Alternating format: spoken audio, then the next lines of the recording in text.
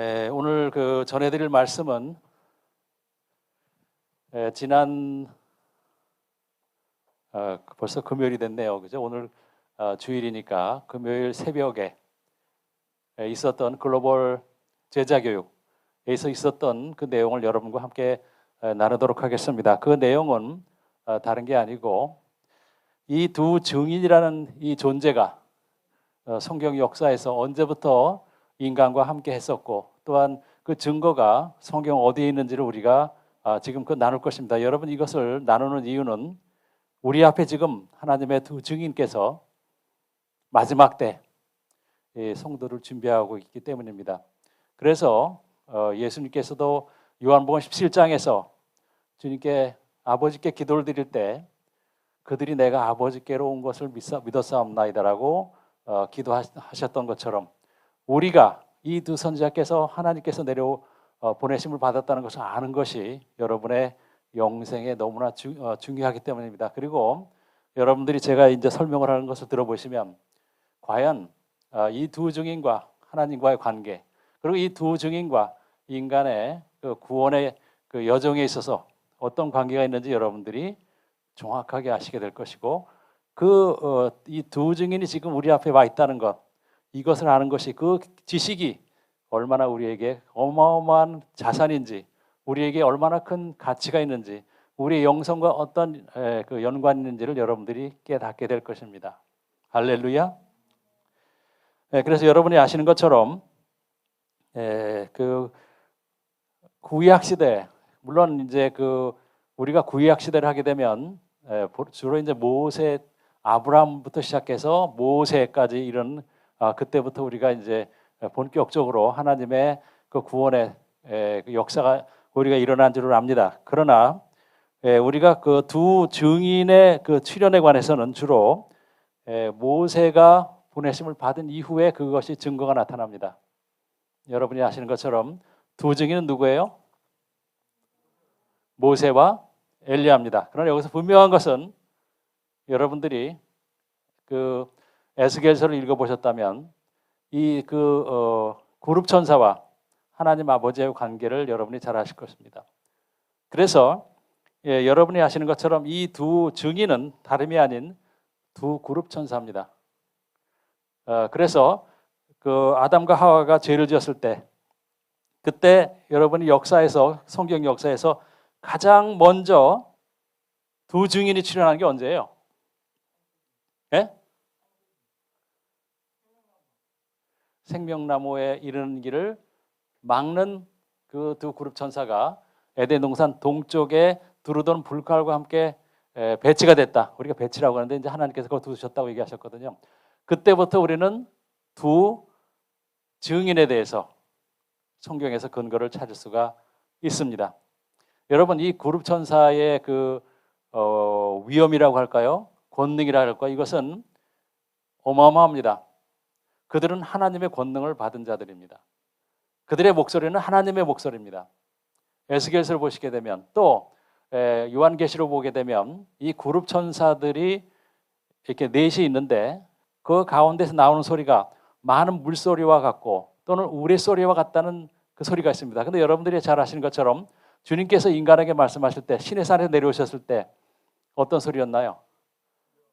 우레와 같은 소리, 또는 나팔 소리 같은 소리, 또 많은 물소리 같다고 했습니다. 즉 여러분들 에스겔서를 잘 읽어보시면 이 그룹 천사와 여호와 하나님, 창조주 하나님과의 관계가 얼마나 밀접한지를 알 수 있습니다. 그래서 두 선지자님께서는 여호와 하나님에 대해서 나의 친구 여호와 하나님이라고 부르시는 이유를 여러분들이 아시게 될 것입니다. 그래서 에덴 동산 동쪽에 두루도는 불칼과 함께 이 두 그룹 천사가 생명나무에 이르는 길을 지킵니다. 그런데 여러분이 아시는 것처럼 우리는 이걸 시공간적으로 생각하게 되면 가끔 이해가 어려울 수가 있습니다. 그러나 여러분 아시겠지만 생명나무가 있는 곳이 어떤 곳입니까? 하나님의 보좌가 바로 생명나무 옆에 있습니다. 그리고 하나님의 임재가 계신 곳, 하나님의 영광이 계신 곳입니다. 그러면 하나님의 영광과 가장 밀접한 천사는 누구예요? 그룹 천사입니다. 왜냐하면 여러분이 아시는 것처럼 옛날에 대제사장들이 그 흠없는 어린 양의 피를 가지고 희생 제물의 피를 가지고 그 지성소에 들어갔을 때 어디에다가 그걸 뿌립니까? 그 언약궤 위에, 언약궤가 뭐예요? 하나님의 보좌입니다. 하나님의 보좌 위에 좌우에 그룹 천사가 있는데 그 그룹 천사가 지키고 있는 그 시온자 위에 그 피를 뿌립니다. 그래서 그 피가 합당하면 하나님께서 그 시온자 위에 영광의 구름으로, 회오리 같은 구름으로 내려오시고 그것을 흠양하시는 것을 우리가 볼 수가 있습니다. 그래서 이 두 증인과 하나님의 관계는 구약뿐만 아니고 신약을 통해서도 우리가 확인할 수가 있습니다. 그래서 우리가 이것을 전하는 이유는 이 두 선지자님이 우리의 영생과 어떤 관계가 있느냐, 그리고 우리가 메시아 오심을 준비하는 데 있어서 이 두 증인의, 이 두 선지자님의 음성을 듣지 않고 과연 준비할 수 있겠느냐 하는 것입니다. 그렇기 때문에 저는 여러분에게 담대하게 말씀드리되 여러분들은 정말 하나님께서 택하신 분들입니다. 수많은 잡소리가 있습니다. 기독교 내에서 기독교 장로회, 감리회, 여러 가지 그 교단이 있는데 지금 어떤 교단도 이 두 선지자님께서 두 증인이라는 것 그 자체를 인정하지 않고 모르고 있다는 것입니다. 그런데 중요한 것은 뭐냐면 이 두 천사가 생명나무의 길을 지키는 자라는 것입니다. 여러분 그거 잘 알아두셔야 돼요. 그러면은 여러분이 아셔야 되는 것은 뭐냐면 그 생명나무에 가는 길을 지키는 이 두 천사, 물론 이제 우리가 예수님께서 숨이 끊어지실 때 그 커튼이 위아래로 갈라져서 누구든지 들어갈 수 있지만 그러나 그 그룹 천사는 어떻게 돼? 옮겨진 것이 아니라는 거예요. 누구든지 지성소에 들어가는데, 즉 천국에 들어가는데 죄를 가지고는 들어갈 수가 없어요. 그렇기 때문에 사람들은 오해를 하는데 은혜의 때라는 것은 우리가 원하기만 하면 성령께서 우리 안에 오셔서 우리를 인도하여 주시고 또 보혈로 우리를 덮으심으로써 우리가 온전한 거룩함을 이룰 수 있다는 그것이 은혜의 때입니다. 그것 외에 다른 의미는 없어요. 거저 그냥 입으로만 시인하고 헌금 열심히 하고 주일 성수만 하면 증인이 누구든 아니면 구약을 몰라도 아니면 요한계시록을 몰라도 메시아 오심을 준비하지 않아도 천국에 들어간다는 그런 엉터리 같은 얘기가 아니라는 것입니다. 그렇기 때문에 노아의 때에도 또 소돔과 고모라 때에도 택함을 받은 자가 극히 적은 것처럼 마지막 때에도 그럴 것입니다. 그러나 하나님께서는 이 두 증인을 보내셨기 때문에 노아의 때보다는 훨씬 많은 사람들이 그 천국에 들어갈 것은 분명합니다. 왜냐하면 하나님의 권능을 가지고 보내심을 받은 그 두 증인이 겨우 8명을 데리고 천국에 간다면 그것은 하나님께서 원하신 바가 아니라는 것을 우리가 알 수 있습니다. 그래서 선지자님께서 얘기하셨고 그 다음에 성경에도 말씀하신 것처럼 휴거될 자는 많지가 않지만 환난 때 어마어마한 대부흥이 있을 것입니다. 그러나 그 대부흥에 참여하기 위해서는 성령께서 임하셔서 그들이 목을 내놓고 주님을 증거하고 말씀을 증거하는 그런 역사가 있어야 된다는 얘기입니다. 요리조리 피해가지고 죽음만 피한다고 그 사람이 살아남다고 그 사람이 천국에 들어가는 것이 아니에요. 여러분 스가랴서를 보시게 되면 많은 사람들이 살아남아요. 환난 때 많은 사람이 살아남아요. 그러나 결국 천년왕국 때 어떤 일이 일어나요? 미혹을 당합니다. 사탄이 용이 다시 나와서 사람을 미혹을 해요. 즉 그 사람들은 구원이 확정된 사람들이 아니라는 것이 문제가 됩니다. 그래서 이 두 증인의 나타남을 보게 되면 아까도 말씀드린 것처럼 그 아담과 하와가 죄를 지었을 때 에덴 동쪽에 서서 누구든지 죄를 가지고 들어오려고 하는 자는 불칼로 어떻게 하는 거예요? 죽이는 겁니다. 주님께서 우리에게 그 들어가는 길을 더 열어주셨지만 그 그룹 천사의 역할은 그대로 남아 있습니다. 왜냐하면 그 예수님께서 죽으시기 전에는 예수님의 피를 우리가 받은 적이 없었잖아요. 그렇기 때문에 피 없이는 시온자에 올라가지 못하는 것처럼 그 문은 열려 있지만 우리에게는 예수님의 피가 필요하다는 겁니다. 예수님 피라는 게 다른 말로 얘기하면 뭐예요? 자신 있게 얘기하시는 분들, 그리스도의 보혈이 어떤 의미인지. 예?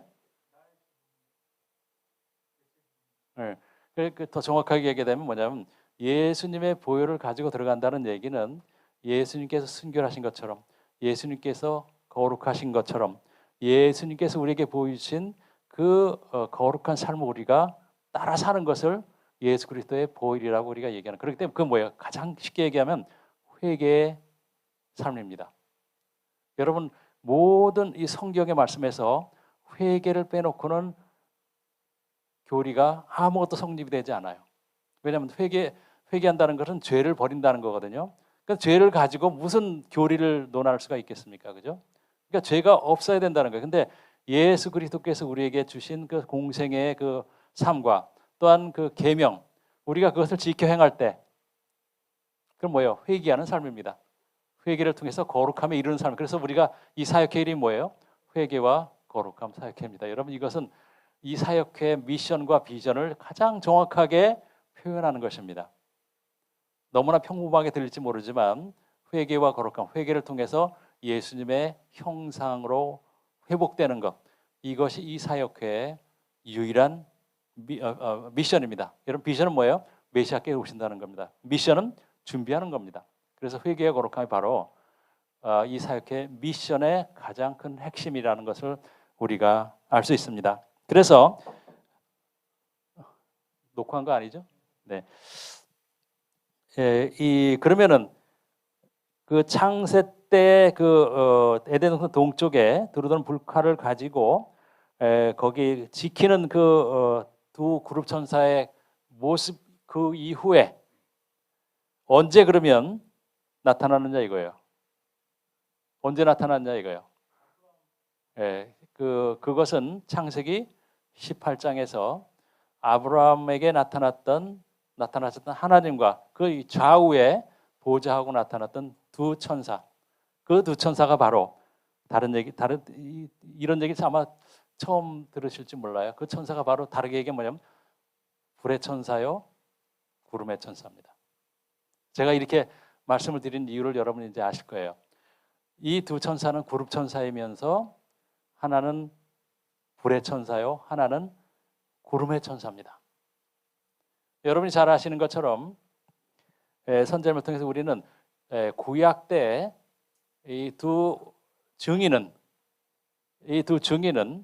언제나 함께 일했지만 우리에게는 각각 다른 시대의 별도의 모습으로 나타난 것으로 알고 있습니다. 그러나 우리가 지금 여기서 다루려고 하는 것은 이 불기둥과 구름기둥이 어떻게 같이 일했었는지, 그것이 어떻게 유사한지 놀라운 증거를 여러분 성경에서 발견하게 될 것입니다. 물론 시대는 다르지만 이들은 언제나 둘이 함께 운행을 했습니다. 감춰진 형태로 한 사람이 뒤에 있으면 한 사람은 그 앞선 형태로 우리 눈으로 보이는 인간의 모습으로 이렇게 나타나는 걸 우리가 알 수 있습니다.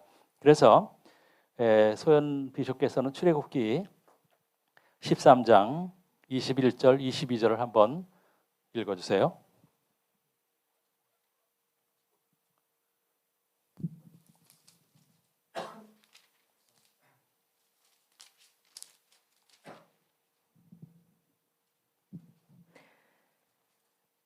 여호와께서 그들 앞에서 가시며 낮에는 구름 기둥으로 그들의 길을 인도하시고 밤에는 불 기둥을 그들에게 비추사 낮이나 밤이나 진행하게 하시니 낮에는 구름 기둥 밤에는 불 기둥이 백성 앞에서 떠나지 아니하니라. 여기 보시면 아시겠지만 바로 두 증인이 벌써 광야에서 함께 일했던 것을 알 수 있습니다. 낮에는 구름 기둥, 밤에는 불 기둥으로 임했습니다. 여러분, 그 엘리야 하게 되면 뭐가 생각이 납니까? 불마차가 생각이 나죠. 그는 불의 천사였기 때문에 불마차를 타고 올라갔던 겁니다. 그렇게 올라간 사람은 없었어요. 그리고 신의 산에 하나님의 영광의 구름을 불러냈던 사람 누구예요? 그래요, 그죠? 그래서 여기 보시면 아시겠지만 방금 읽어드린 것처럼 낮에는 구름 기둥, 밤에는 불 기둥으로, 즉 교차해서 나타났고, 근데 또 동시에 나타난 적이 있었어요. 그게 어디냐면 출애굽기 14장 19, 20절입니다. 이스라엘 진 앞에 가던 하나님의 사자가 그들의 뒤로 옮겨가매 구름 기둥도 앞에서 그 뒤로 옮겨 애굽 진과 이스라엘 진 사이에 이르러 서니 저쪽에는 구름과 흑암이 있고 이쪽에는 밤이 밝음으로 밤새도록 저쪽이 이쪽에 가까이 못하였더라. 여기 보게 되면 구름 기둥과 불 기둥이 서로 위치를 바꾸는 것을 우리가 알 수 있습니다. 즉 함께 그 백성들을 인도했다는 것입니다. 즉 이 두 증인 불 기둥과 구름 기둥은 언제나 여호와 하나님과 함께 운행하며 인간의 그 구원을 위해서 하나님의 권능과 권세를 가지고 늘 역사했다는 것입니다.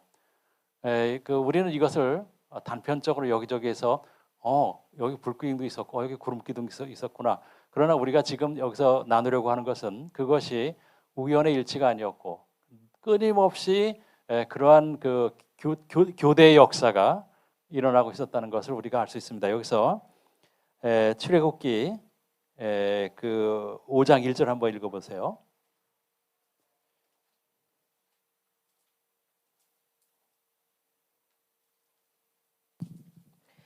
그 후에 모세와 아론이 바로에게 가서 이르되 이스라엘의 하나님 여호와께서 이렇게 말씀하시기를 내 백성을 보내라. 그러면 그들이 광야에서 내 앞에 절기를 지킬 것이니라 하셨나이다. 제가 여기서부터는 잘 들으세요. 제가 이제는 그 출애굽기와 열왕기 상을 교대로 읽어가면서 모세의 활동과 엘리야의 활동이 얼마나 똑같은지 얼마나 똑같은 역사가 일어났었는지를 여러분들에게 설명을 드리려고 합니다. 그래서 여기서 주제는 뭐냐면 하나님의 이름으로 선포하고 명령하는 그 모습입니다. 내 말에 따라 아버지께 나에게 주신 명령에 따라 내가 바로왕에게 내가 지시한다. 그래서 내 백성을 가게 하라. 얼마나 큰 권능입니까? 그죠? 하나님의 이름으로 선포하고 이 땅의 왕에게 지시하는 그런 모습을 그 권능을 우리가 볼 수 있습니다. 우리가 지금 모세가 바로왕에게 하나님의 말씀을 전하면서 아버지 하나님의 말씀이니라 내 백성을 가게 하라 명령하는 겁니다. 왕에게. 그죠? 노예가 왕에게 아버지의 이름으로 그 권위를 가지고 명령을 하는 것입니다. 그럼 엘리야는 어땠을지 한번 보겠습니다. 엘리야는 열왕기 상 17장 1절입니다.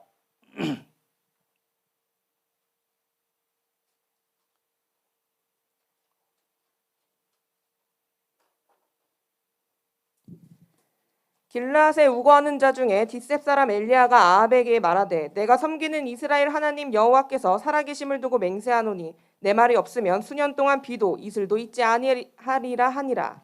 여기 보시게 되면 여호와의 이름으로 내 말이 없으면 3년 반 동안 비가 내리지 않겠다고 담대하게 왕에게 가서 협박을 합니다. 지시를 합니다. 명령을 합니다. 그래서 계속해서 우리는 이 모세가 즉 구름 기둥인 구름의 천사인 모세와 불의 천사 불 기둥인 엘리야가 얼마나 똑같은 모습으로 이스라엘에서 역사했는지 우리가 알 수 있습니다. 즉 여기서 첫 번째는 뭐라 했어요? 내 말에 따라 즉 여호와께서 나에게 주신 명령에 따라 내가 누구에게 명하는 거예요 지금? 왕에게 명해. 처음에는 바로 왕, 두 번째는 아합 왕이었습니다. 왕에게 명령하는 그 권위를 우리가 볼 수가 있는 것입니다. 두 번째는 왕을 피해서 왕이 죽이려고 하는 것을 피해서 도망가는 모습입니다. 이것조차도 닮았어요. 여기 보게 되면 출애굽기 2장 15절에 있습니다. 출애굽기 2장 15절 모세가 도망가는 모습입니다. 바로가 이 일을 듣고 모세를 죽이고자 하여 찾는지라 모세가 바로의 낯을 피하여 미디안 땅에 머물며 하루는 우물 곁에 앉았더라. 아멘. 그리고 그것을 하기 전에 열왕기상 17장에 보시게 되면 그런 장면이 나옵니다. 불의 천사인 엘리야가 구름 천사인 모세에게 비를 내리게 합니다. 여러분, 굉장히 중요합니다. 분명히 엘리야는 뭐의 천사예요? 불의 천사입니다.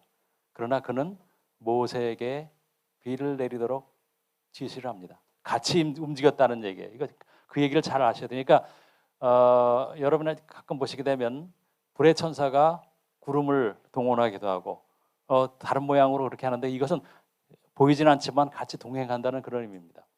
그리고 그 왕을 피했다는 것은 여러분 잘 아시는 것처럼 열왕기상 19장 3절을 한번 읽어보십시오.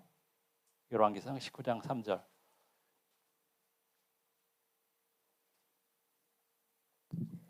그가 이 형편을 보고 일어나 자기 생명을 위해 도망하여 유다에 속한 부엘세바에 이르러 자기의 사환을 그곳에 머물게 하고. 여기 보게 되면 누구를 피해 도망간 거예요? 누구를 피해 도망간 거예요? 예? 그러니까 아방을 피한 거죠, 그죠? 이세벨이 와이프니까. 물론 이세벨이 더 나쁜 사람이죠. 예? 그 이방인이잖아요. 그 이스라엘에게 그 바알 신을 섬기게 했던 그 주된 인물이기 때문에 이세벨인데 사실 왕을 피해서 도망간 거라고 볼 수가 있습니다. 그리고 또 기적적으로 먹을 것을 공급하는 그 장면이 나옵니다. 여러분 잘 아시죠, 그죠? 그 모세는 그 어디에서 그거를 받았어요? 광야에서, 그죠? 그 다음에 엘리야는 골짜기에서 무슨 그 시냇물 이름이 뭐죠? 그리심, 그죠? 네, 그리시네가 거기에서 그 까마귀 가다주는 떡과 고기를 먹었습니다. 그 근거는 출애굽기 16장 13절입니다.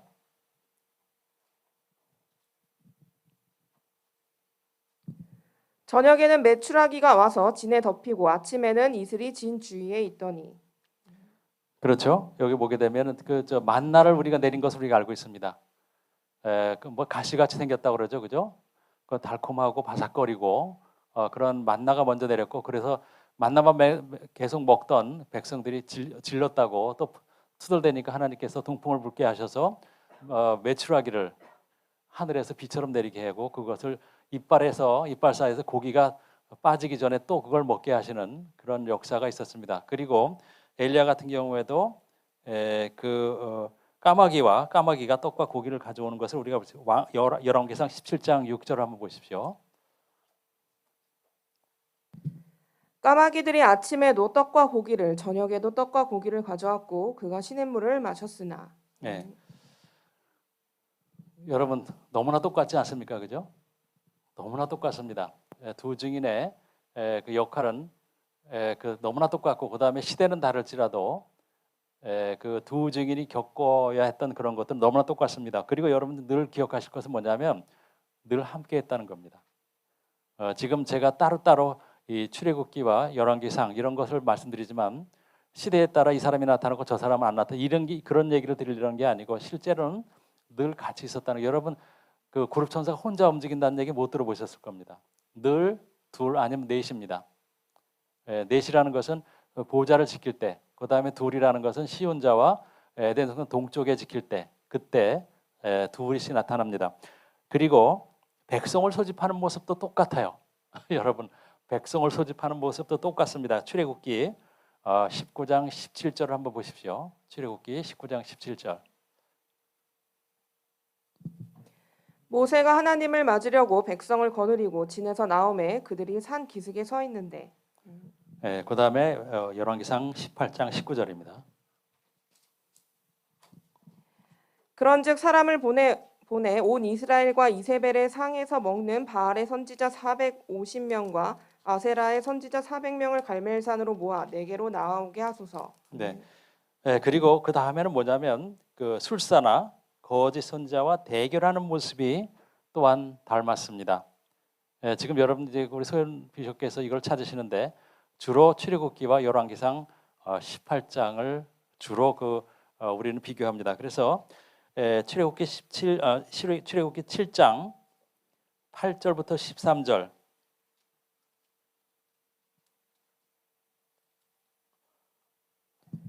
바로가 모세와 아론을 불러 이르되 여호와께서 구하여 나와 내 백성에게서 개구리를 떠나게 하라. 내가 이 백성을 보내리니 그들이 여호와께 제사를 드릴 것이니라. 모세가 바로에게 이르되 내가 왕과 왕의 신하와 왕의 백성을 위하여 이 개구리를 왕과 왕궁에서 끊어 나일강에만 있도록 언제 강구하는 것이 좋을지 내게 분부하소서. 그가 이르되 내일이니라. 모세가 이르되 왕의 말씀대로 하여 왕에게 우리 하나님 여호와 같은 이가 없는 줄을 알게 하리니 개구리가 왕과 왕궁과 왕의 신하와 왕의 백성을 떠나서 나일강에만 있으리이다 하고 모세와 아론이 바로를 떠나 나가서 바로에게 내리신 개구리에 대하여 모세가 여호와께 간구하매 여호와께서 모세의 말대로 하시니 개구리가 집과 마당과 밭에서부터 나와서 죽은지라. 사람들이 모아 무더기로 쌓으니 땅에서 악취가 나더라. 그러나 바로가 숨을 쉴 수 있게 됨을 보았을 때에 그의 마음을 완강하게 하여 그들의 말을 듣지 아니하였으니 여호와께서 말씀하신 것과 같더라. 22절입니다.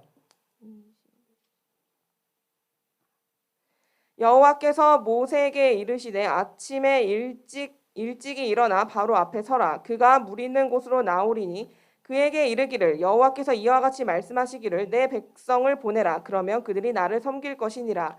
네가 만일 내 백성을 보내지 아니하면 내가 너와 네 신하와 네 백성과 네 집들의 파리떼를 보내리니 애굽 사람의 집집에 파리떼가 가득할 것이며 그들이 사는 땅에도 그러하리라.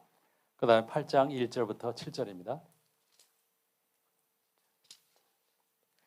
여호와께서 모세에게 이르시되 너는 바로에게 가서 그에게 이르기를 여호와의 말씀에 내 백성을 보내라. 그들이 나를 섬길 것이니라. 네가 만일 보내기를 거절하면 내가 개구리로 너의 온 땅을 치리라. 개구리가 나일 강가에서 무수히 생기고 올라와서 네 궁과 네 침실과 네 침상 위에 네 신하의 집과 네 백성과 네 화덕과 네 떡 반죽 그릇에 들어갈 것이며 개구리가 너와 네 백성과 네 모든 신하에게 기어 오르리라 하셨다 하라. 여호와께서 모세에게 이르시되 아론에게 명령하기를 네 지팡이를 잡고 네 팔을 강들과 운하들과 못 위에 펴서 개구리들이 애굽 땅에 올라오게 하라 할지니라. 아론이 애굽 물들 위에서 그의 손을 내밀매 개구리가 올라와서 애굽 땅에 덮이니 요술사들도 자기의 요술대로 그와 같이 행하여 개구리가 애굽 땅에 올라오게 하였더라. 바로가 네. 네. 그리고 그 이제는 엘리야가 어떻게 대결했는지 열왕기상 18장 20절부터 40절까지인데 여러분이 이것을 다 제가 말씀드리면 여러분이 아시는 것처럼 이세벨의 선지자 몇 명이 그 소환다 했습니까? 450명.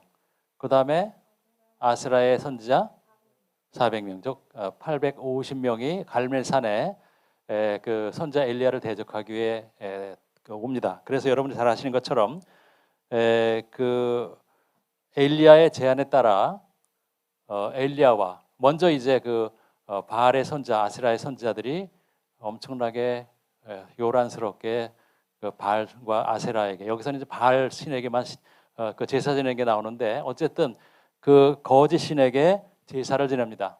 그래서 여러분 잘 아시는 것처럼 아무리 소리를 지르고 아무리 향을 피우고 아무리 거기다가 소를 그 각을 떠서 번제물로 드리기 위해서 올려놓더라도 아무리 소리 질러도 바알이 나타나지 않는 거예요. 그러니까 나중에 어떻게 돼요? 그들의 관리에 따라 그들이 칼로 자기의 이 몸에 상처를 냅니다. 피가 절절 흐를 정도로. 그러고 나서 너무나 이제 지쳐가지고 이제 저녁 소재가 드릴 때 그들이 퍼집니다. 그때 이제 엘리야가 나타나서 그 물론 중간에 조롱을 하죠. 너희가 믿는 신은 신이기 때문에 뭐 잠잘 수도 있고 여행 갈 수 있고 그러니까 가서 깨워라 막 이렇게 조롱하는 얘기를 합니다. 어떻게 된 거냐? 그랬더니 그달에 그 사람 이제 그 바알 선지자들이 더 이제 요란하게 춤을 추고 막 향을 더 피우고 몸에 막 상처를 내면서 자기네 관례대로 이렇게 그 바알 신 앞에서 그렇게 난리를 칩니다. 근데 어쨌든 불꽃 하나 튀지가 않았습니다. 라이터돌 같은 불꽃 하나 튀지 않았어요. 그런데 이제 엘리야가 나타나서 어떻게 합니까? 아버지께 신원을 합니다.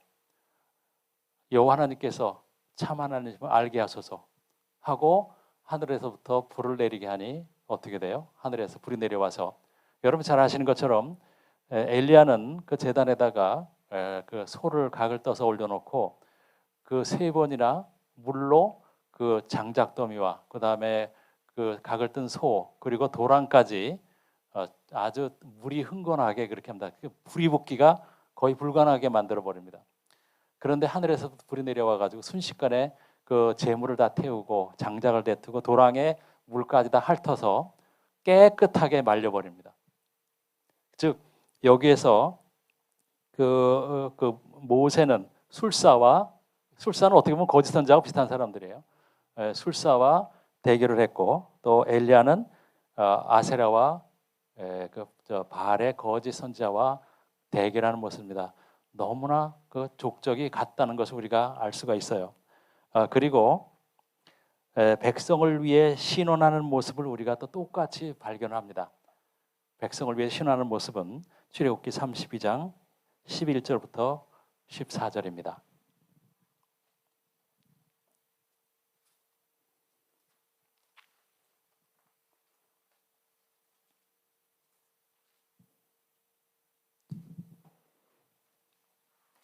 모세가 그의 하나님 여호와께 구하여 이르되 여호와여 어찌하여 그 큰 권능과 강한 손으로 애굽 땅에서 인도하여 내신 주의 백성에게 진노하시나이까 어찌하여 애굽 사람들이 이르기를 여호와가 자기의 백성을 산에서 죽이고 지면에서 진멸하려는 악한 의도로 인도해 내었다고 말하게 하시려 하나이까 주의 맹렬한 노를 그치시고 뜻을 돌이키사 주의 백성에게 이 화를 내리지 마옵소서 주의 종 아브라함과 이삭과 이스라엘을 기억하소서 주께서 그들을 위하여 주를 가리켜 맹세하여 이르시기를 내가 너희의 자손을 하늘의 별처럼 많게 하고 내가 허락한 이 온 땅을 너희의 자손에게 주어 영원한 기업이 되게 하리라 하셨나이다.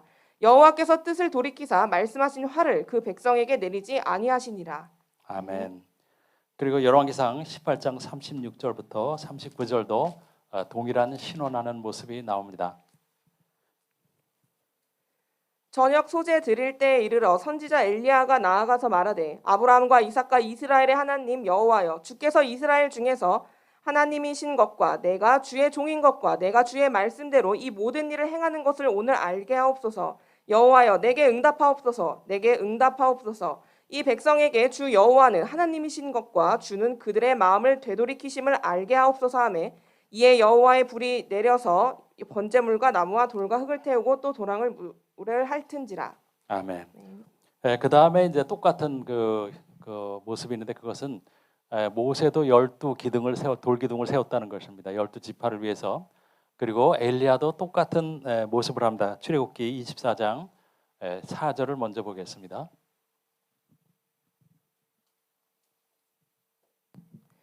모세가 여호와의 모든 말씀을 기록하고 이른 아침에 일어나 산 아래에 제단을 쌓고 이스라엘 12지파대로 12기둥을 세우고. 열왕기상 18장 30, 32절입니다. 엘리야가 모든 백성을 향하여 이르되 내게로 가까이 오라. 백성이 다 그에게 가까이 가매 그가 무너진 여호와의 제단을 수축하되 야곱의 아들들의 지파의 수요를 따라 엘리야가 돌 12개를 취하니 이 야곱은 옛적에 여호와의 말씀이 임하여 이르시기를 네 이름을 이스라엘이라 하리라 하신 자더라. 아멘. 여러분 너무나 똑같지 않습니까? 그죠?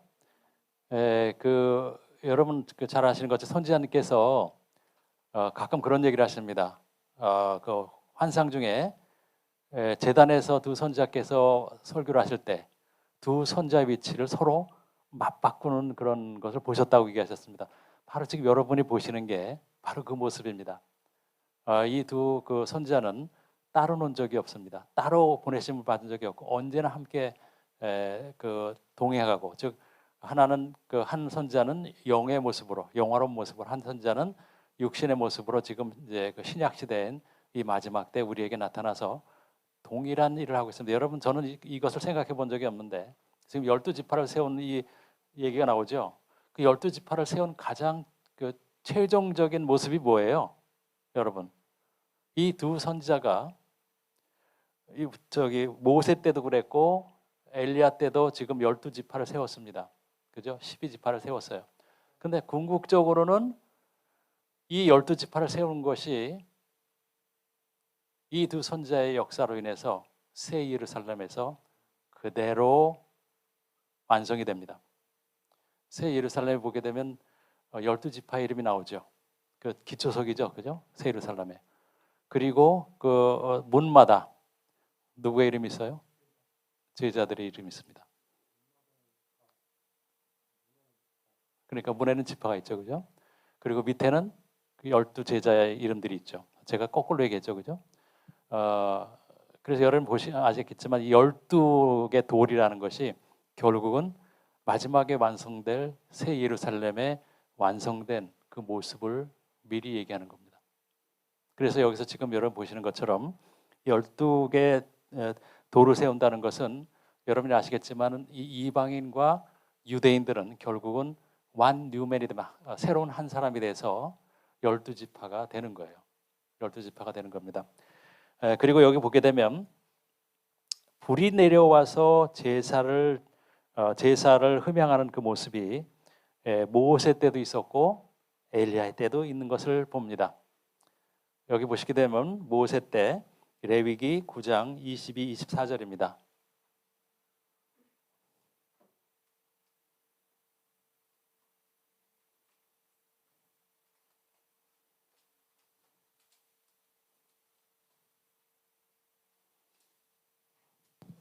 아론이 백성을 향하여 손을 들어 축복함으로 속죄제와 번제와 화목제를 마치고 내려오니라. 모세와 아론이 회막에 들어갔다가 나와서 백성에게 축복하매 여호와의 영광이 온 백성에게 나타나며 불이 여호와 앞에서 나와 제단 위에 번제물과 기름을 사른지라. 온 백성이 이를 보고 소리 지르며 엎드렸더라.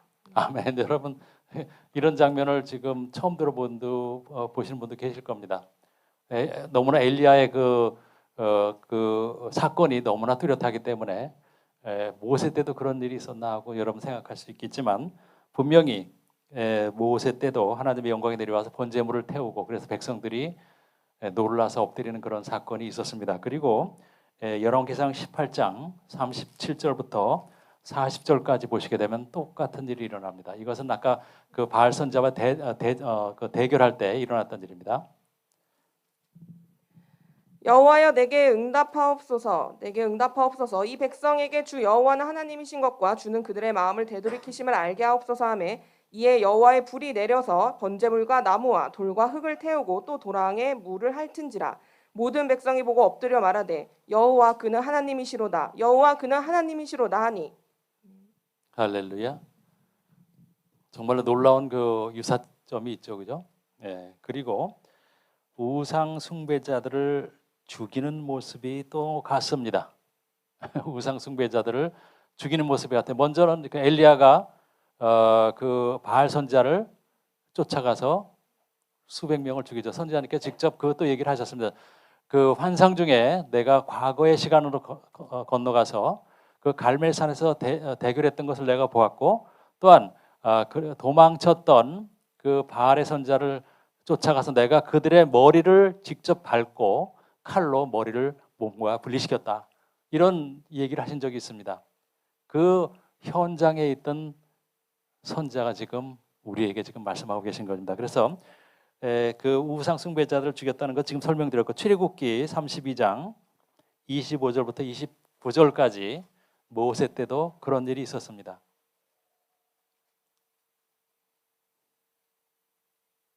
모세가 본즉 백성이 방자하니 이는 아론이 그들을 방자하게 하여 원수에게 조롱거리가 되게 하였음이라. 이에 모세가 진 문에 서서 이르되 누구든지 여호와 편에 있는 자는 내게로 나아오라 하매 레위 자손이 다 모여 그에게 가는지라. 모세가 그들에게 이르되 이스라엘의 하나님 여호와께서 이렇게 말씀하시기를 너희는 각각 허리에 칼을 차고 진 이 문에서 저 문까지 왕래하며 각 사람이 그 형제를 각 사람이 자기의 친구를 각 사람이 자기의 이웃을 죽이라 하셨느니라. 레위 자손이 모세의 말대로 행하매 이날 백성 중에 3,000명 가량이 죽임을 당하니라. 여기서 중요한 것은 뭐냐면 형제와 자녀와 부모까지도 우상 숭배자들은 용납하지 않았다는 것입니다. 그런데 여러분 지금 무슨 일이 일어나고 있는지 보십니까? 지금 두 선지자께서 모세에게 우리에게 얘기했습니다. 하나님께 속한 자들은 내게로 오십시오. 하나님께 속한 자들은 이쪽으로 빨리 건너오십시오라고 지금 얘기하고 계시는 거예요. 여러분들이 바로 건너온 분들입니다. 여러분 이 그 사건의 유사성 또 우리가 지금 거기에 실제로는 참여하고 있다는 것을 여러분들은 깨달으시기 바랍니다. 왜냐하면 제가 여러분들에게 그 선지자님께 저에 대해서 예언하신 것을 너무나 무겁게 받아들인다고 말씀드렸잖아요, 그죠? 여러분들이 이 선지자님께서 하시는 말씀을 하나님의 역사라고 깨달으신잖아요. 그러면 우리가 보고 있는 모든 사건들 지금 우리가 지금 설교하기 전에 세 명인가요? 세 명의 불구자들이 일어난 것을 우리가 영상을 봤죠. 제일 먼저 엘리자베트 말리오, 두 번째 이안 브라이던, 세 번째가 누구였죠? 테블라 웨송가 세 사람이었거든요. 이런 하나하나가 제가 선지자님의 예언을 통해서 느끼는 그런 엄중함으로 여러분들에게 임해야 된다는 겁니다. 왜냐하면 이것은 우리가 일반 교회에서 들었던 거짓 선지자들이 예언하고 허접한 그런 것들이 성취가 되고 그런 차원과는 다르고 하나님께 직접 임재하시고 영광으로 행하시는 그것을 우리가 보고 있기 때문에 그래요. 그래서 여러분들은 저는 지금 그런 은혜로 인해서 선자의 말씀이 훨씬 더 이전보다 엄중하게 지금 다가옵니다. 그것처럼 여러분들께서도 이런 사건 하나하나 보실 때마다 치유 기적 하나하나 보실 때마다 이것이 지금 우리 앞에서 이 두 증인이 모세와 엘리야가 직접 하나님과 동행하면서 우리를 부르시는 그러한 놀라운 은혜의 손이라는 것을 여러분들이 깨달으셔야 한다는 것입니다. 할렐루야. 그래서 지금 그 설교 자체도 여러분들에게 계속해서 이 두 선지자가 누구인지 그리고 두 선지자 뒤에서 이들을 지시하고 또한 명하시며 이루시는 분이 누구이신지 여러분들이 알므로써 이 두 선지자의 음성에 대해서 여러분들이 철저하게 순종하는 그런 그 삶의 변화가 있기를 원하기 때문입니다. 할렐루야. 왜냐하면 삶의 변화가 없는 신앙은 삶의 변화가 없는 고백은 아무 소용이 없기 때문입니다. 그 다음에 이 모세와 엘리야는 같은 시내산에 올라서 주님께 기도도 드렸습니다. 그게 그 출애굽기 32장 30절에 나오죠. 이튿날 모세가 백성에게 이르되 너희가 큰 죄를 범하였도다. 내가 이제 여호와께로 올라가노니 혹 너희를 위하여 속죄가 될까 하노라 하고 그 다음에 열왕기상 18장 42절입니다. 아합이 먹고 마시러 올라가니라. 엘리야가 갈멜산 꼭대기로 올라가서 땅에 꿇어 엎드려 그의 얼굴을 무릎 사이에 넣고 오케이. 그리고 또 여러분이 아시는 것처럼 모세와 엘리야가 그 40일 주야로 금식한 것을 여러분들은 알고 계십니다. 그죠? 그리고 또 누가 40일 금식하셨죠? 예수님께서도 광야에서 40일 동안 줄이셨습니다. 이 세 분은 너무나 중요한 유사성이 있어요. 그래서 유대인의 제사장들이 보낸 사람들이 그 세리요한에게 가서 물어보는 게 뭐예요? 그리스도냐? 엘리야냐? 그 선지자냐? 제가 볼 때는 그 선지자라는 것은 미스테리하긴 하지만 이 세 사람하고 세 분하고 관련이 있다고 저는 생각을 해요. 왜냐하면 그 이외에 다른 선지자가 우리 아는 선지자가 없거든요. 이 정도의 캘리버, 이 정도의 권능을 가진 선지자는 모세와 엘리야 외에는 없었습니다. 왜냐하면 그들은 그룹 천사이기 때문에 다른 그 선지자하고는 레벨 자체가 달라요. 그래서 우리는 이제 성경에 대해서 우리가 많이 알고 있기 때문에 모세와 엘리야의 반열에 올라갈 수 있는 선지자는 없었습니다. 없었어요. 그래서 우리는 이제는 그런 거를 알므로 인해서 많은 것을 우리가 그 계시를 받을 수가 있어요. 출애굽기 34장 28절에 보게 되면 모세가 금식하는 장면이 나옵니다. 모세가 여호와와 함께 40일 40야를 거기 있으면서 떡도 먹지 아니하였고 물도 마시지 아니하였으며 여호와께서는 언약의 말씀 곧 십계명을 그 판들에 기록하셨더라. 아멘. 그리고 열왕기상 19장 8절입니다. 이에 일어나 먹고 마시고 그 음식물의 힘을 의지하여 40주 40야를 가서 하나님의 산 호렙에 이르니라. 아멘. 그리고 또 그 다음에는 하나님께서 지나가실 때 하나님께서 가리심으로 인해서 죽임을 당하는 것을 피하는 모습이 나옵니다. 여러분들은 잘 아시겠지만 인간은 누구도 육신을 가진 인간이라면 하나님을 얼굴을 안면을 볼 수가 없어요. 이 두 선지자님은 물론 이제 그룹 천사이기 때문에 하나님의 영광 가운데서 주님을 뵐 수 있지만 이 두 선지자님조차도 하나님께서 방문하실 때 많은 경우에 하나님을 얼굴 마주하고 보지 못한다고 얘기하십니다. 그래서 옆 오른쪽 뒤쪽에서 영광으로 함께 걸으시면서 말씀하시기도 하고 물론 어떤 경우는 마주보고 얘기하시는 경우도 있지만 여기서 나오는 것은 뭐냐면 주께서 지나가실 때 가리심으로 인해서 죽임을 당하는 것을 피하는 그 장면이 나옵니다. 그게 어디냐면 출애굽기 33장 21절부터 23절입니다. 여호와께서 또 이르시기를 보라 내 곁에 한 장소가 있으니 너는 그 반석 위에 서라. 내 영광이 지나갈 때에 내가 너를 반석 틈에 두고 내가 지나가도록 내 손으로 너를 덮었다가 손을 거두리니 네가 내 등을 볼 것이요 얼굴은 보지 못하리라. 할렐루야. 여기 보십시오. 그 모세가 구름 천사이긴 하지만 육신의 몸으로 내려왔습니다. 그렇기 때문에 직접 육신의 몸을 가진 자로서 얼굴을 볼 수가 없었습니다. 그래서 뭐 등만 볼 수 있다고 얘기했습니다. 그래서 바위 사이에 그 모세를 두고 하나님께서 손으로 가르심으로 인해서 하나님께서 지나가실 때 얼굴은 보지 못하고 지나가신 후에 등만 보는 그런 모습을 우리가 볼 수 있습니다. 그리고 열왕기상 19장 9절 11절입니다. 엘리야가 그곳 굴에 들어가 거기서 머물더니 여호와의 말씀이 그에게 임하여 이르시되 엘리야야 네가 어찌하여 여기 있느냐. 그가 대답하되 내가 만군의 하나님 여호와께 열심히 유별하오니 이는 이스라엘 자손이 주의 언약을 버리고 주의 제단을 헐며 칼로 주의 선지자들을 죽였음이오며 오직 나만 남았거늘 그들이 내 생명을 찾아 빼앗으려 하나이다. 여호와께서 이르시되 너는 나가서 여호와 앞에서 산에 서라 하시더니 여호와께서 지나가시는데 여호와 앞에 크고 강한 바람이 산을 가르고 바위를 부수나 바람 가운데에 여호와께서 계시지 아니하며 바람 후에 지진이 있으나 지진 가운데에도 여호와께서 계시지 아니하며. 할렐루야. 하나님께서 지나가시지만 볼 수가 없는 거예요. 구름의 모습으로 지진의 모습으로 오시지만 엘리야도 불의 천사이긴 하지만 육신의 몸을 가지고 내려왔기 때문에 아무도 하나님의 영광을 직접 볼 수가 없어요. 그러나 여러분 그 선지자님께서 우리에게 주신 그 환상 중에 놀라운 게 있죠. 여호와 하나님께서 선지자님의 방으로 찾아오셨는데 그 방이 뭐 이거보다는 조금 작을 수도 있겠죠. 침실이니까. 그런데 이 온 그 태양을 이 방에 가져온 것처럼 그렇게 엄청난 빛으로 오셨습니다. 근데 거기서 말씀하시기를 태양빛에서 노란기, 순결하지 않은 노란기를 다 제한 순결한 흰색의 영광이 태양이 마치 이 방 안에 가져다 놓은 것처럼 그렇게 엄청난 영광으로 빛났다고 합니다. 그러나 그 영광 안에서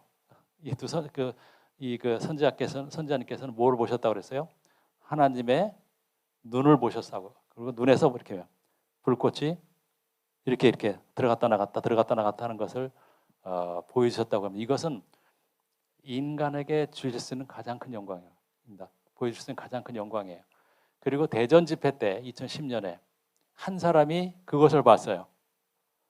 한 여자분인데 선지자님께서 대전 집회 때 설교하시는 중에 선지자님의 왼쪽 눈인가 오른쪽 눈에서 파란 빛의 그 비출기가 뻗어나온 걸 봤다고 얘기를 제가 들었어요. 선지자님 계시고 그 여자분 계시고 제가 계는데 이분이 그걸 봤다고 얘기를 하셨습니다. 선지자님께서 하시는 얘기가 뭐냐면 그 눈에서 나오는 불꽃을 본 사람은 당신이 처음이 아닙니다. 여러분 두려운 말씀입니다.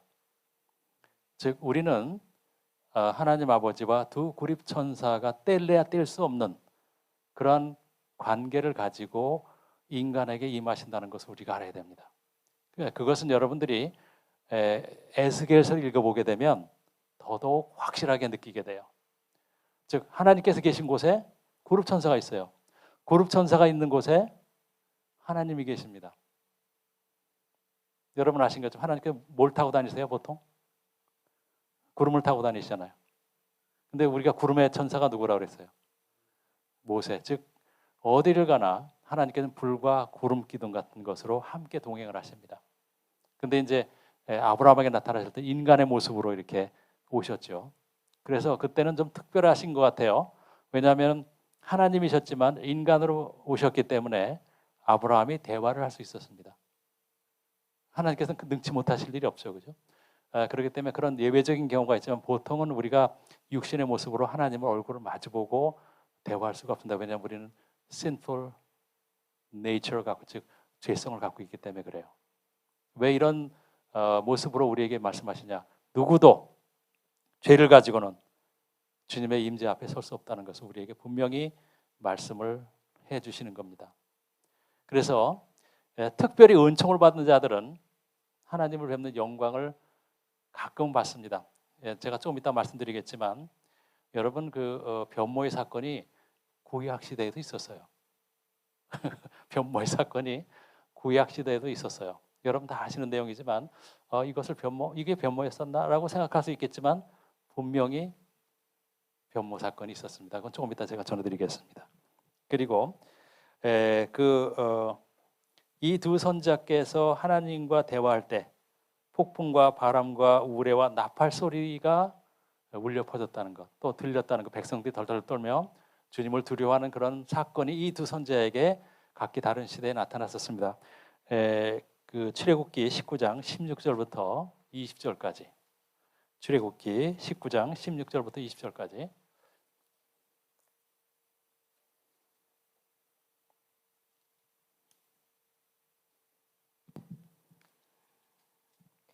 여호와께서 시내산 곧 그 산 꼭대기에 강림하시고 모세를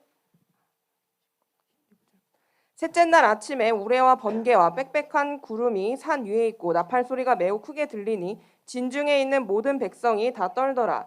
모세가 하나님을 맞으려고 백성을 거느리고 진에서 나오매 그들이 산기슭에 서 있는데 시내산에 연기가 자욱하니 여호와께서 불 가운데에서 거기 강림하심이라. 그 연기가 옹기가마 연기같이 떠오르고 온 산이 크게 진동하며 나팔 소리가 점점 커질 때에 모세가 말한즉 하나님이 음성으로 대답하시더라. 그 다음에 열왕기상 19장 11, 12절입니다.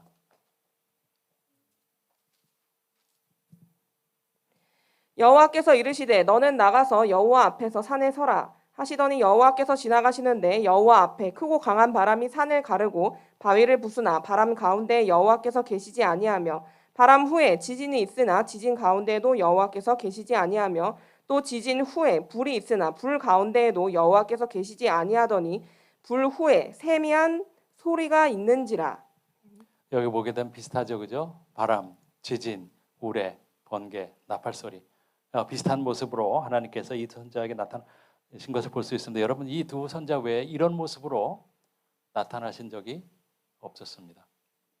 꿈과 환상으로 말씀을 주시고 또한 계시를 주셨지만 이렇게 두 선자처럼 이렇게 다양한 방법으로 엄청나게 직접 행하시고 운행하시는 것을 우리는 본 적이 없습니다. 여러분 잘 아시는 것처럼 이사야도 엄청나게 큰 선자, 대선자입니다. 그럼에도 불구하고 이런 역사는 우리가 찾아볼 수가 없어요. 그 다음에 다음 또 엄청난 큰 대선자가 누구예요? 에스겔, 또 예레미야, 또 누가 있어요? 그래도 크다고 하는 거. 네? 다니엘은 그 반열에 들어가는 사람이라고 본다면 그 사사였던 누구죠? 사무엘도 굉장히 큰 선지자입니다. 그러나 이런 역사는 없었어요. 그리고 그 여호수아 그리고 엘리사도 큰 권능이 있었지만 이러한 하나님과의 동행은 우리가 찾아볼 수가 없습니다. 그 영을 받아서 많은 기적을 행했지만 이렇게 하나님과 직접 대화하고 동행하며 백성 앞에서 하나님과 대화하는 모습을 보여줬던 그런 선지자는 이 두 선자 외에는 우리가 찾지 못합니다. 이것을 통해서 뒤에 거 마친 다음에 제가 그 결론을 말씀드릴게요. 그 다음에 두 선지자는 또한 주님 앞에 차라리 나를 죽여주세요라고 또 신원하는 모습을 같이 보입니다. 민수기 11장 10절부터 15절입니다. 제가 이 비교한 이 성경 구절 여러분들에게 PDF로 나중에 나눠드릴게요. 오케이? 차라리 내 목숨을 거두소서 이런 신원하는 모습이 나옵니다. 백성의 온 종족들이 각기 자기 장막 문에서 우는 것을 모세가 들으니라. 이러므로 여호와의 진노가 심히 크고 모세도 기뻐하지 아니하여 모세가 여호와께 여짜오되 어찌하여 주께서 종을 괴롭게 하시나이까? 어찌하여 내게 주의 목전에서 은혜를 입게 아니하시고 이 모든 백성을 내게 맡기사 내가 그 짐을 지게 하시나이까? 이 모든 백성을 내가 배웠나이까? 내가 그들을 낳았나이까? 어찌 주께서 내가 양육하는 아버지가 젖을 먹는 아이를 품듯 그들의 품에 품고 주께서 그들의 열조에게 맹세하신 땅으로 가라 하시나이까? 이 모든 백성에게 줄 고기를 내가 어디서 얻으리이까? 그들이 나를 향하여 울며 이르되 우리에게 고기를 주어 먹게 하라 하온즉 책임이 심히 중하여 나 혼자는 이 모든 백성을 감당할 수 없나이다. 주께서 내게 이같이 행하실진대 구하옵나니 내게 은혜를 베푸사 즉시 나를 죽여 내가 고난 당함을 내가 보지 않게 하옵소서. 여러분 여기 보시게 되면 주님 앞에 버릇없이 대드는 모습 볼 수 있습니다. 그죠? 누가 감히 주님께 그렇게 할 수 있습니까? 물론 요나도 그랬습니다. 요나도 그랬지만 레벨 자체가 달라요. 근데 여기 보게 되면 내가 얘들을 낳습니까, 주님? 내가 얘들의 아버지입니까? 왜 나한테 이런 짐을 주셨어요? 마치 친구가 친구에게 얘기하는 것처럼 그렇게 얘기합니다. 그리고 열왕기상 19장 1절부터 4절까지도 비슷한 모습이 나옵니다. 아합이 엘리야가 행한 모든 일과 그가 어떻게 모든 선지자를 칼로 죽였는지를 이세벨에게 말하니 이세벨이 사신을 엘리야에게 보내어 이르되 내가 내일 이맘때에는 반드시 네 생명을 저 사람들 중 한 사람의 생명과 같게 하리라. 그렇지 아니하면 신들이 내게 벌 위에 벌을 내림이 마땅하니라 한지라. 그가 이 형편을 보고 일어나 자기의 생명을 위해 도망하여 유다에 속한 부엘세바에 이르러 자기의 사안을 그곳에 머물게 하고 자기 자신은 광야로 들어가 하루쯤 가서 한 로뎀 나무 아래에 앉아서 자기가 죽기를 원하여 이르되 여호와여 넉넉하오니 지금 내 생명을 거두시옵소서. 나는 내 조상들보다 낫지 못하니이다 하고. 아멘. 여러분 그 변모의 사건에 대해서 제가 말씀드렸죠. 이 변모의 사건이 그 신약 때는 어디에 나타났습니까? 마태복음 17장 1절부터 13절입니다. 거기 보게 되면 이제 그 세 제자를 데리시고 엿새 후에 어떤 때는 여드레 후에라고 얘기하는 경우도 있어요. 근데 엿새 후에 그들 데리고 산에 오르사 거기서 변모되시는 모습이 나타납니다. 그러고 나서 하늘에서부터 구름이 내려와서 그들을 덮고 이는 내 사랑하는 자인데 기뻐하는 자니 너희는 그의 말을 들으라 라는 그 음성이 들립니다. 그때 그 세 제자는 덜덜덜 떨고 도대체 무슨 말을 하는지 모르 제가 초막셋을 지을 때 하나는 주님을 위해 하나는 모세와 엘리야를 짓겠나요? 그때 주님께서 대답도 안 하시고 왜냐하면 당황스럽기 때문에 도대체 베드로가 무슨 얘기는 자기도 모르고 그렇게 짓거린 거거든요. 근데 출애굽기 34장 28, 35절에도 보게 되면 모세가 변모되는 모습을 읽을 수 있습니다.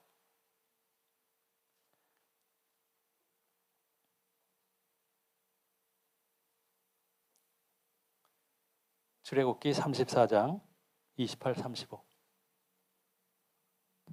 모세가 여호와와 함께 40일 40야를 거기 있으면서 떡도 먹지 아니하였고 물도 마시지 아니하였으며 여호와께서는 언약의 말씀 곧 십계명을 그 판들에 기록하셨더라. 모세가 그 증거의 두 판을 모세의 손에 들고 시내산에서 내려오니 그 산에서 내려올 때 모세는 자기가 여호와와 말하였으므로 말미암아 얼굴 피부에 광채가 나나 깨닫지 못하였더라. 아론과 온 이스라엘 자손이 모세를 볼 때 모세의 얼굴 피부에 광채가 남을 보고 그에게 가까이 하기를 두려워하더니. 여러분 영광 중에 들어갔다 나왔기 때문에 영화스럽게 변모가 된 겁니다. 할렐루야. 바로 이런 모습을 우리가 변화되기 위해서 즉 주님의 영광 가운데 살아남기 위해서 우리가 지금 두 선지자님의 음성에 따라서 준비하고 있는 것입니다. 그리고 여러분 잘 아시겠지만 솔로몬 성전을 완공했을 때 여러분 잘 보시면 아시겠지만 성전 앞에 보게 되면 두 개의 큰 기둥이 있습니다. 왼쪽과 오른쪽에 있는데 하나는 보아스, 하나는 야긴이라고 부릅니다. 이 두 기둥도 역시 두 선지자를, 두 증인을 의미하는 것을 우리는 알고 있습니다. 그만큼 그리고 여러분 아시겠지만 이 성전에서 가장 중요한 장소가 어디예요? 지성소 아닙니까? 그 안에도 보게 되면 언약궤 위에 시온자에도 그렇고 그 벽을 따라서도 그룹 천사의 그림들이 있는 것을 우리가 알 수 있습니다. 즉 이 그룹 천사와 하나님 아버지와 영광과는 뗄래야 뗄 수가 없고 분리가 절대로 창세 때부터 되지가 않는 것입니다. 그리고 소돔과 고모라의 때도 하나님께서는 이 심판의 두 천사, 여러분 심판의 두 천사입니다. 여러분 잘 아시는 것처럼 이제 휴거가 일어나잖아요. 지금까지 우리를 그리스도의 신부로 준비시키고 모든 것을 준비하신 이 두 선자께서는 돌변하게 됩니다.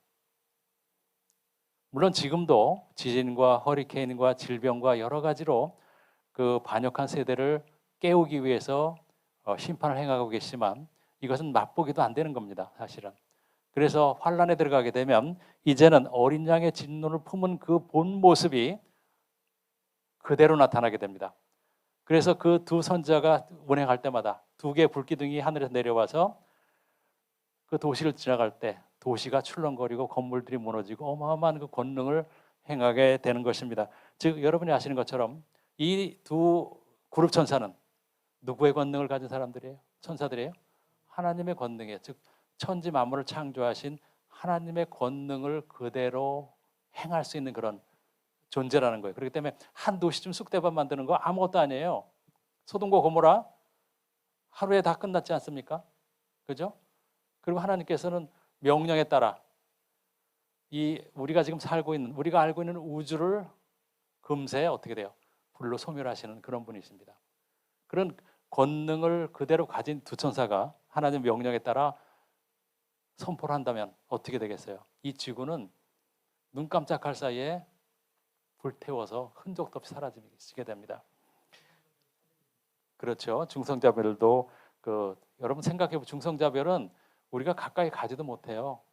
그 중력이 얼마나 엄청난지 여러분 그 중력권 안에 들어가잖아요. 그러면 그 땡기는 힘이라고 그러죠. 인력이 얼마나 큰지 여러분 스파게티화 된다고 그래요.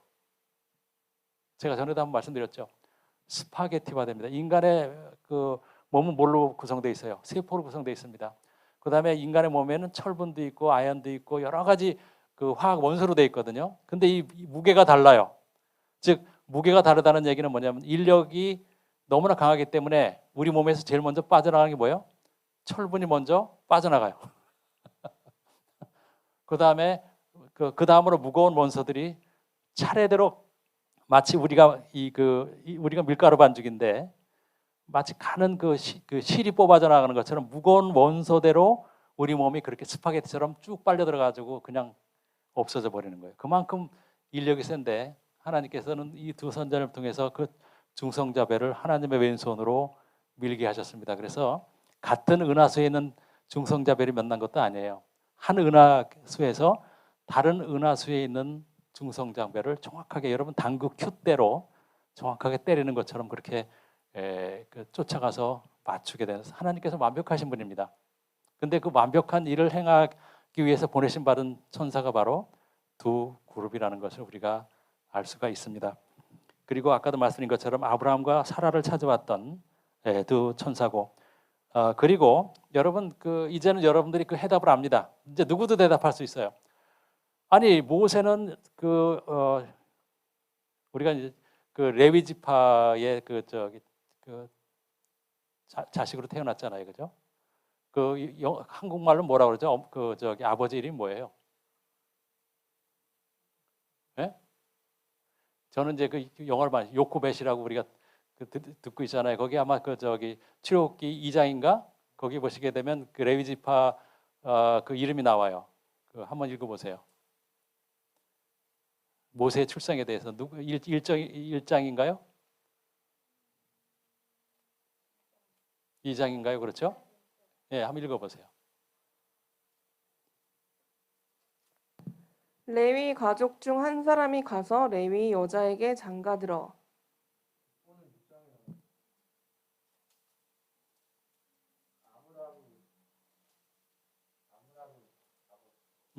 어쨌든 그 레위 지파의 자손이거든요. 그런데 그는 인간의 태를 통해서 태어났어요. 그런데 여러분 그 창세기를 누가 지었어요? 창세기 누가 썼어요? 모세오경을 누가 썼어요?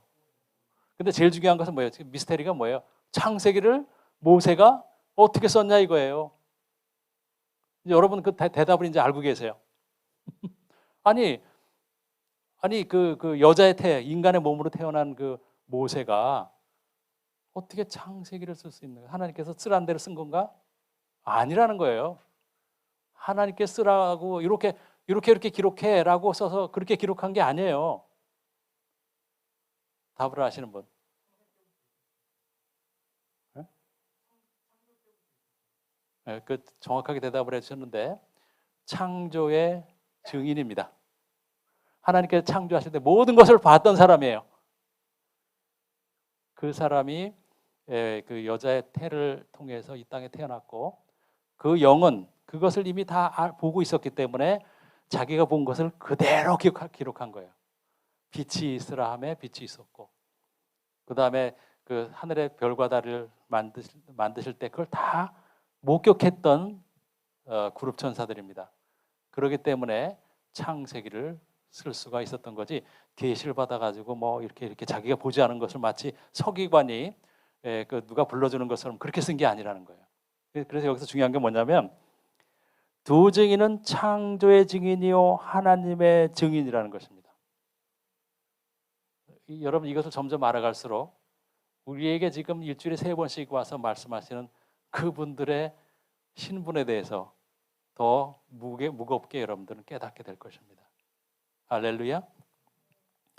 그리고 하나님의 언약의 증인이라는 것이죠. 하나님께서 아브라함에게 약속하신 것, 우리에게 약속하신 것, 그것을 다 아시고 또한 그것을 우리에게 가르치시고 기억나게 하시고 지금 바로 우리가 그 혜택을 받고 있는 것입니다. 즉 아브라함에게 약속하셨던 그 축복의 언약, 그 창세기 12장 1절부터 3절까지 내가 너를 통해서 모든 인류를 복을 내리리라. 너를 저주하는 자에게 내가 저주를 내리고 너를 축복하는 자는 내가 너를 축복하리라.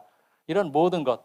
거기서 가장 중요한 것은 뭐냐면 아브라함의 씨를 통해서 예수께서 오시고 우리를 위해서 자기 자신을 들이심으로써 우리의 죄를 속량하시고 그리고 우리가 새하늘과 새 땅에서 새 예루살렘 안에서 주님과 다시 한번 회복된 관계에서 영생을 얻을 수 있다는 것을 언약을 하신 것을 그 모세와 엘리야는 두 그룹 전사는 그 언약을 주셨을 때 들으신 겁니다.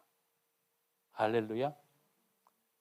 그래서 옆에 누가 있었어요? 하나님께서 오셨을 때 아브라함에게 얘기하셨을 때 그 약속하실 때 누가 있었어요? 모세와 엘리야가 옆에 있었죠. 그 언약을 기억하고 다시 우리에게 온 겁니다, 지금. 그리고 우리는 그 정확하게 그 언약이 성취되고 있고 우리가 그 언약에 참여하는 이 놀라운 하나님의 은혜의 역사 속에서 우리는 밤샘을 하면서 선지자님의 말씀을 듣고 있는 거예요. 여러분 이제 우리는 그냥 다른 일반 그 크리스탈보다 좀 운이 좋아서 선지자님 말씀을 듣는 그런 은혜 말고 하나님께서 아브라함에게 주셨던 그 축복의 언약 그것을 직접 듣고 기록했던 그 모세가 우리에게 와서 그 언약을 이루고 있다는 것. 하나님께서 주신 약속을 우리에게 이루기 위해서 자기 몸을 불사르면서 자기의 그 미션을 완벽하게 소화하고 있다는 그 현장에 우리가 지금 목도하고 있고 참여하고 있고 은혜를 받고 있다는 것입니다. 그래서 이런 거 하나하나 볼 때마다 우린 모세와 엘리야 하게 되면 어마어마한 선지자, 우리는 그 앞에 범접도 할 수 없는 그런 선자라고 우리가 하는데 맞습니다. 그런 선자가 지금 일주일에 3번, 어떨 때는 일주일에 5번 라디오를 통해서 아니면은 글로벌 그 예배를 통해서 우리에게 그 언약을 성취하는 그 역사를 행하고 있는 것입니다. 우리는 살아서 그 역사가 성취되는 거기에 지금 동참하고 있는 어마어마한 축복을 받은 사람들입니다. 할렐루야. 지금이 바로 비겔레겔레 할 때입니다.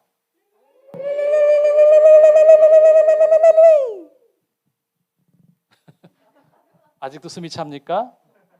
이제 숨이 좀 더 이제 잠잠해졌죠. 그것처럼 여러분 그 이스라엘 백성들이 모세에 대해서 얼마나 끔찍하게 위하고 마치 하나님처럼 여러분 따르는지 아시잖아요.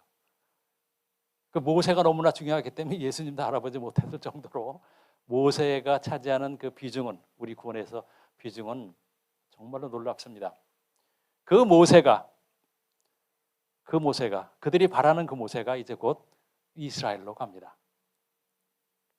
엘리야가 여러분 엘리야와 모세는 유대교에 있어서 유대인들에게 있어서는 생명과도 같아요. 사실은 그들에게 바라는 것은 너무나 큽니다. 그래서 내가 그리스도냐 엘리야냐 그 선지자냐 이런 식으로 이 세 인물을 중심으로 해서 그들이 질문을 했고 또한 지금도 이스라엘 백성들은 엘리야와 모세를 기다리고 있습니다. 그들은 말라기서를 기다리고 있습니다. 말라기서 4장이 성취되는 것을 기다리고 있습니다. 그리고 그들이 드디어 엘리야와 모세를 찾았다는 소문이 들립니다. 그렇기 때문에 비밀리에 이제 휴거가 일어나기 전일지 후일지는 모르겠지만 이스라엘에서 정부에서 이제 비행기를 보내서 두 선지자님을 공수해 갈 겁니다. 이것은 이미 결정이 된 거고, 또한 이스라엘 정부에서 케냐 정부에게 정식 외교 공문을 보내서 여러분이 호스팅하고 있는 데이비드 선지자님께서는 우리가 수천 년간 기다려왔던 이스라엘의 선지자 엘리야라는 것을 우리가 확인했고 그의 소유권은 우리에게 있습니다. 그래서 이제 그 엘리야께서 이방인 사역을 마치고 이스라엘에 가실 때 그 결정하는 순간부터 우리가 모든 것을 준비하고 실행할 것입니다. 이스라엘로 우리가 모셔갈 것입니다라고 외교 공문을 통해서 케냐 정부에게 보냈습니다. 그것은 불과 3년 정도 된 일입니다. 제가 그 녹음도 아직도 갖고 있어요.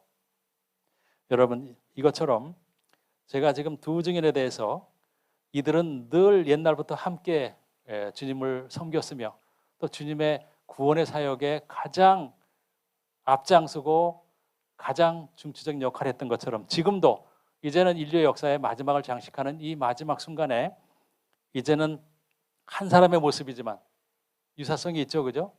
옛날에도 불기둥, 구름기둥. 그러나 보통은 불기둥이 나타날 때 구름기둥은 보이지 않았고 이랬습니다. 아까 잠깐 그 광야에서 바로의 그 군대가 찾아왔을 때는 앞뒤로 서로 위치를 바꾸는 그런 모습 우리가 볼 수 있었지만 지금도 한 사람의 모습으로 두 사람의 역할을 하고 있는 거예요.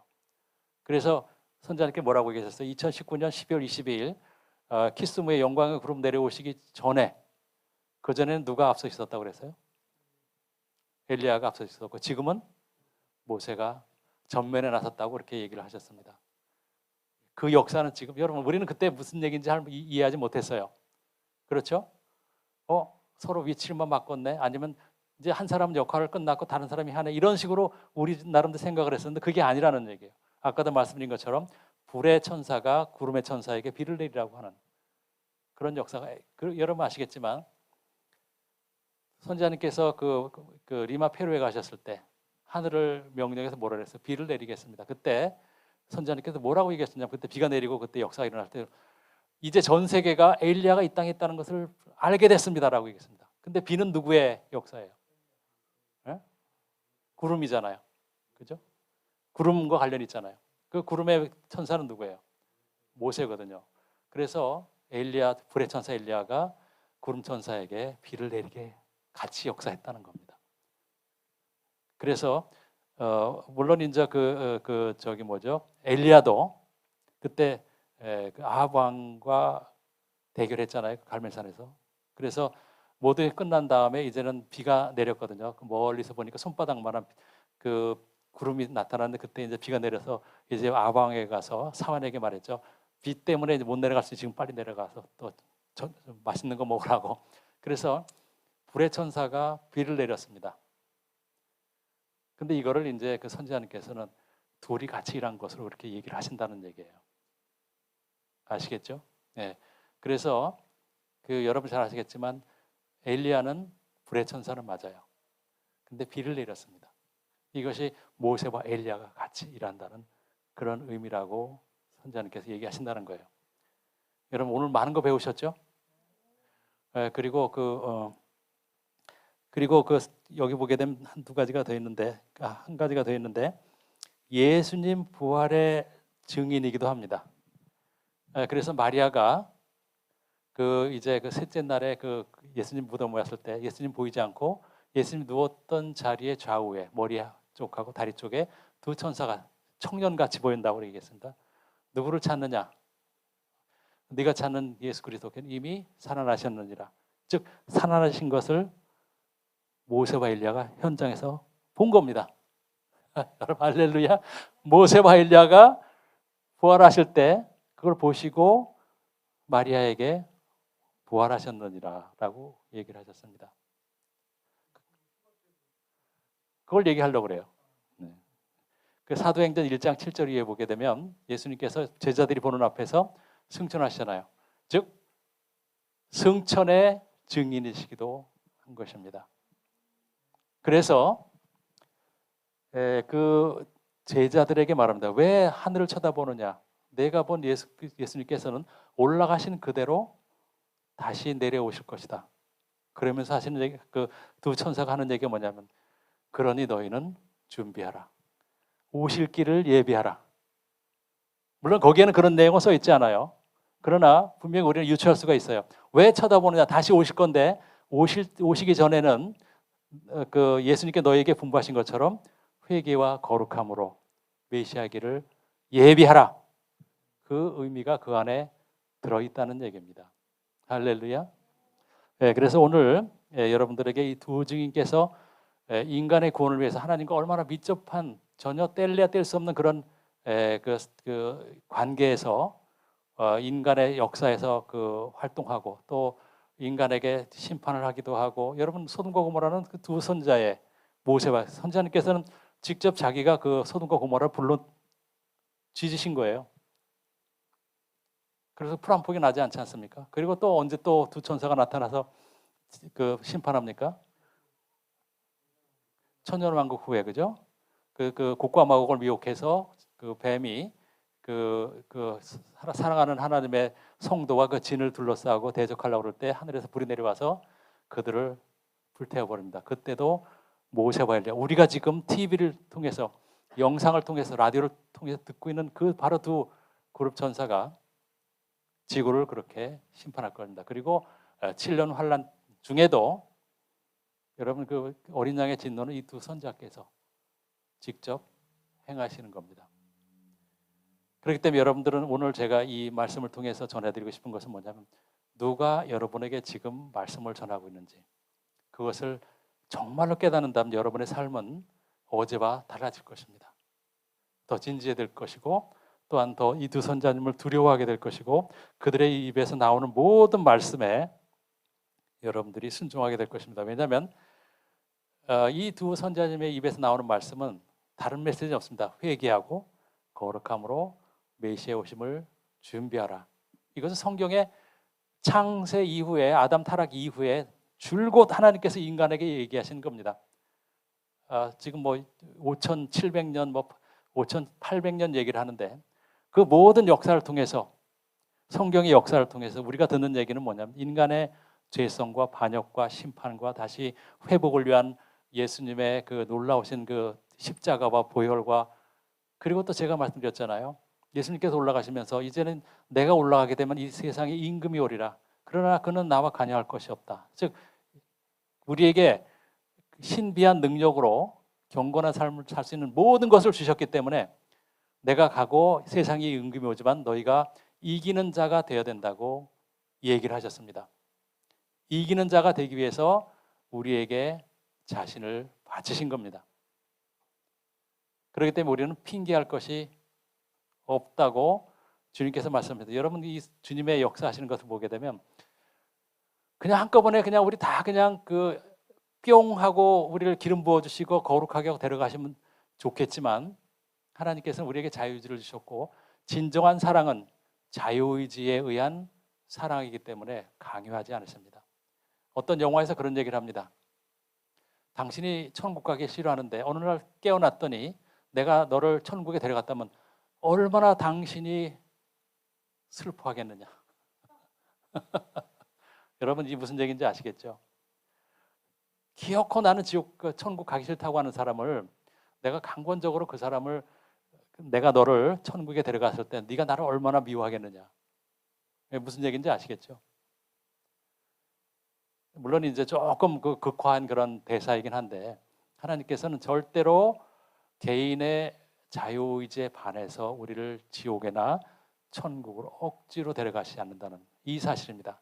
근데 중요한 것은 뭐냐면 하나님께서 선악과 밑에 그 뱀을 주신 것처럼 그 역사는 지금도 계속되고 있고, 우리가 신부로서 준비하기 위해서는 자유의지로 예수 그리스도를 선택하고 예수 그리스도께서 우리에게 주신 모든 계명을 통해서 우리도 예수님의 그 거룩한 반열에 오르기를 원하시는 것입니다. 여러분 진정한 사랑은 그것입니다. 여러분 아무리 예쁜 여자가 있고 예쁜 멋있는 남자가 있어도 돈으로 살 수 없는 게 사랑입니다. 요새는 뭐 황금 만능주의가 돼서 사랑도 없는 결혼하는 경우가 있습니다. 그러나 그것은 반드시 파탄나게 돼 있습니다. 억지 강요된 사랑, 돈을 빌미로 해서 돈 때문에 결혼한 그 사랑은 여러분 오래가지 않습니다. 여러분 잘 아시는 것처럼 이 대기업에 며느리로 들어갔던 사람들이 거의 다 나중에 좋지 않게 이혼을 합니다. 물론 안 그런 사람도 있죠. 그러나 여기서 말씀드리고 싶은 것은 여러분의 자유의지로 예수님을 택하십시오. 할렐루야. 그리고 이런 것을 통해서 하나님께서 얼마나 우리를 사랑하셨는지를 깨닫기를 바라는 것입니다. 그러나 결정은 여러분들에게 있습니다. 여러분들이 혹시 이 시간을 통해서 새롭게 여러분의 결정을 다짐하고 또 주님을 구세주로 영접하기 원하시면 이 짧은 영접 기도를 따라 하시기 바랍니다.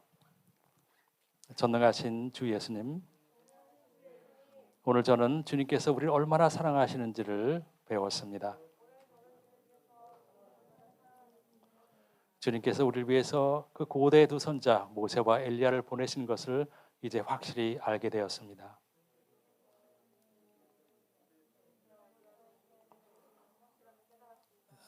두 선자를 통해서 우리에게 회개와 거룩함을 가르쳐 주신 것을 감사드립니다. 주님, 저는 오늘 이 시간 주님 앞에 모든 죄를 회개합니다. 그리고 주님의 보혈로 저를 깨끗이 씻어주기를 간구하옵나이다. 주님께서 보내신 두 선자의 음성을 따라 제가 거룩함의 길로 행하게 도와주시옵소서.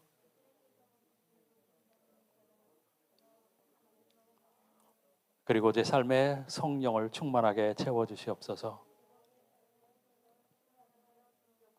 이제 오직 어린 양만 따르겠나이다. 주님께서 주신 이 놀라운 은혜를 배신하지 않겠습니다. 주님의 말씀이 이제 삶에서 세워지게 도와주시옵소서. 주님을 정말로 사랑합니다. 주님을 경외하는 마음을 세워주시옵소서. 또한 제 발길을 천국으로 인도하여 주시옵소서. 주님께서 신부를 데리러 오실 때 저를 기억하소서. 그리고 이 시간 제 이름을 어린 양의 생명책에 기록하여 주시옵소서. 오늘 저는 다시 주님을 저의 구세주로 영접하나이다. 오늘 저는 예수님의 이름으로 거듭났습니다. 아멘. 아멘.